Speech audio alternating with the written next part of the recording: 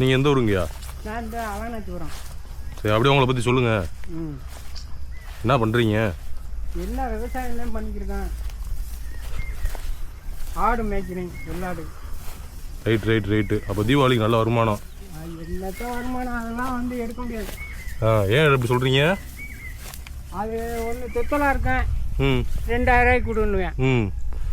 அது நம்ம கொடுக்க முடியுமா? முடியாதுல்ல, கஷ்டப்பட. இப்போ 5000 ரூபாய்க்கு தொத்தலாக இருந்தால் வெட்டி கறி போட்டுற வேண்டியதானே? அது கடை சின்னத்தில் உட்காந்தீங்கன்னா கூறு கறி வித்துடலாம்ல. டவுனாக இருந்துச்சுன்னு வைங்க, வெட்டி போட்டால் சரியாக இருக்கும். நமக்கு அப்படி வர காசு ஏன்றீங்க? அது சுத்தப்படாது. நம்மளுக்கு அறுத்து அதை சரி பண்ணி வெட்டி கொடுக்குறது ரொம்ப பாடு.